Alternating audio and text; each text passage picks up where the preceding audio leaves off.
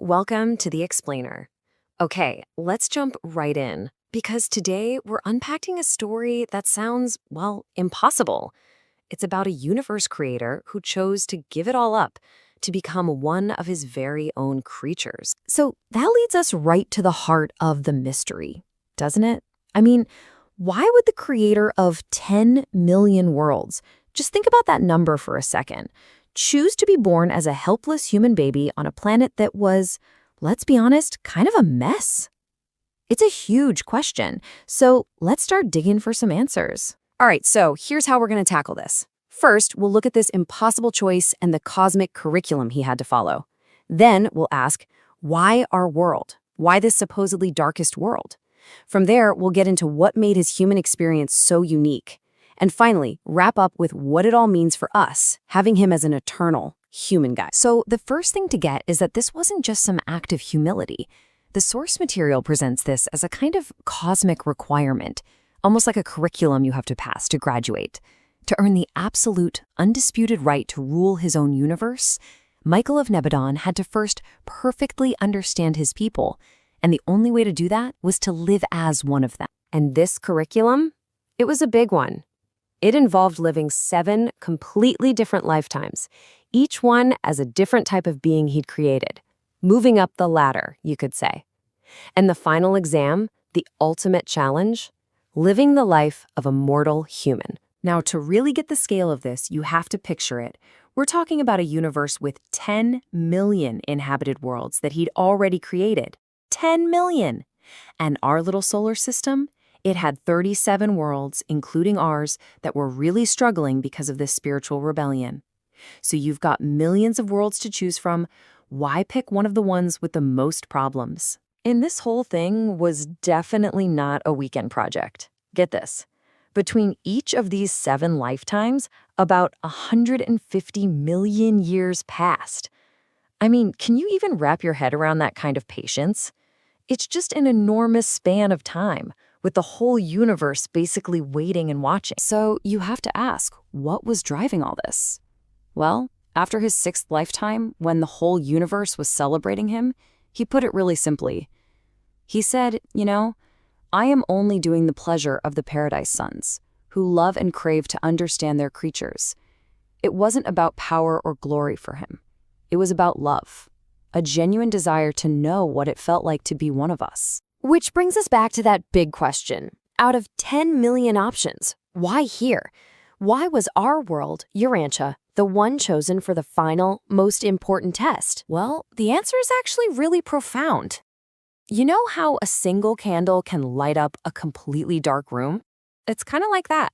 Urantia was chosen because it was one of the darkest places. Its need was just immense. It had gone through what the texts call a double catastrophe of spiritual problems, making it a uniquely difficult and confused world. So, what was this double catastrophe? Well, the first hit was about 500,000 years ago, this massive rebellion that just threw everything into spiritual chaos. And then, as if that wasn't enough, our designated planetary guides, Adam and Eve, they defaulted on their mission. It was like a 1-2 punch that left our world reeling, desperately needing help. But here's where the story takes a really radical turn. His final mission here wasn't just about showing up as a human. It was how he did it.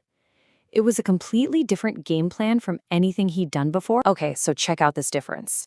In his first 6 lifetimes, he'd arrive as a fully grown, fully aware being. He always knew who he was. But here, on our world, he chose to be born as a helpless baby. No memories, no divine cheat codes. He had to go through the whole human experience from scratch, learning to walk, to talk, to love, to struggle, just like us. Now, because he made that choice to forget his divinity and start as a baby, something new was required. For the very first time, he needed what's called a thought adjuster. Think of it as this tiny piece of God, a divine spark, sent to live within his human mind. It was there to guide him, to help him grow spiritually, to make sure his human experience was 100% real, while still keeping him on track with his ultimate mission. And get this. His commitment to living a full human life didn't even stop at his death. After the resurrection, he didn't just flip a switch and become a god again. No, he actually continued the journey as a human, going through the very first stages of the afterlife that every single one of us will go through. He finished the entire mortal experience from start to finish before he took back his full cosmic authority. So, what was the point of all this? What came out of this unbelievable journey? Well, the impact was huge. It was universe-altering. It brought these incredible gifts, or boons, not just for us humans, but for everyone in his creation, and even for Michael himself. Okay, so there were three major outcomes. First, by living among us, he truly earned the right to be our sovereign ruler. Second, his mission literally saved millions of rebellious beings from what's called cosmic suicide, basically from erasing themselves. And third, and this one is just so powerful, he created something that never existed before, an eternal guide for all of us who is also forever human. And this really changes how you think about salvation, right? The texts make it clear that this wasn't about saving us from a wrathful, punishing God. Forgiveness is always there. The real rescue was from ourselves, from our own tendency to self-destruct by rejecting divine love. It was an act of incredible mercy, not judgment. And this is where it gets really beautiful. So after it was all over, Michael the Creator went back to being the ruler of the universe, but now with all the memories of his human life. But what about the man, Jesus of Nazareth? Did he just disappear? No. That unique, amazing human personality wasn't just absorbed or lost. It was eternalized. It's preserved forever in his thought adjuster as a distinct, individual being who can lead us for all time. So what does that actually mean for you and me?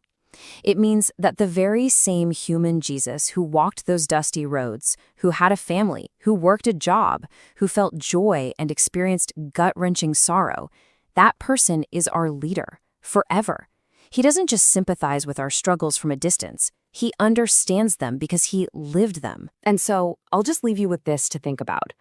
If your creator, the ruler of your entire universe, knows your struggles personally, I mean, really knows them, because he's been there. If he's walked in your shoes and felt what you feel, what does that change? What does that change about everything?